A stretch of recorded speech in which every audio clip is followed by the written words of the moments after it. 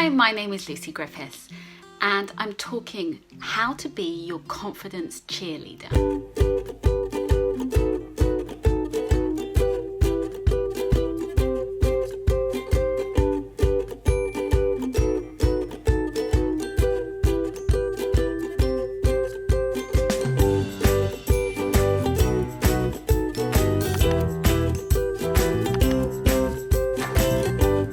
Very often, we are in a situation where we have to be our own source of confidence.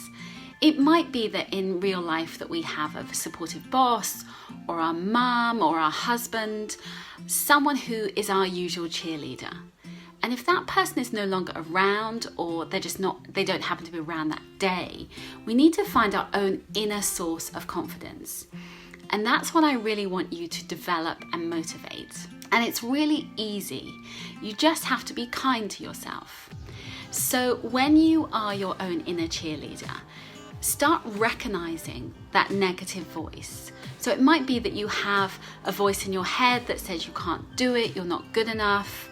It might be the voice that tells you you're stupid, or the voice that tells you, what are you doing? You don't know anything about this. That negative voice that talks to you and makes you feel like you're rubbish.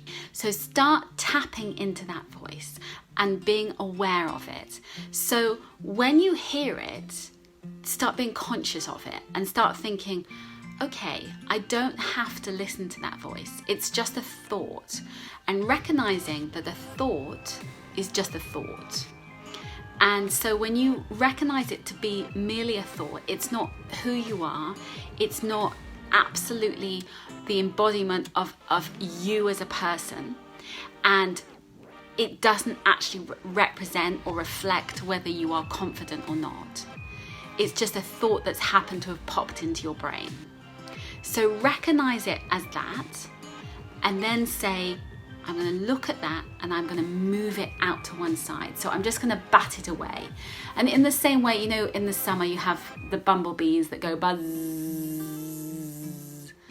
That's your thought. You can just bat it away. And when you bat it away, you're saying, you know what? It's not useful. I don't want to listen to that thought. And instead, you can embrace and accept something else that's very different, that is very much about you now, where you are, and accepting you for who you are. And when you start accepting yourself as the person that you want to be and having the confidence that you want to have, then it's much easier if you get rid of those negative thoughts. So you push them to one side, become aware of them, and then you can start recreating another thought to fill that void. And start writing down those thoughts. So write them down on a piece of paper. I love myself. And it's not like, oh, I think I'm amazing and that's the end of it. It's really self-love. It's practicing an awareness of yourself and why it's important to love yourself and be kind to yourself. And so writing down those thoughts and really writing them down 100 times until it's really in your brain and it's part of a new mantra that you say. And then sticking them on post-it notes around the house, or listening to that, and you can record your own voice and listen to your podcast, your own personal podcast, where you say, I'm amazing because I can do all these amazing things. I've traveled the world. I have a great job, a great career, and I love my children, or whatever you want to say. And so when you are saying those things, it's much more positive and much more aligned with who you want to be. And so the more you say those things, the more you start believing those things, that's what your reality will be, because you frame your reality, you create your reality. So the more that you can create your reality, the more that you can, just accept it and be like, okay, that's who I am, and be really accepting of you as an individual and where you are with your confidence.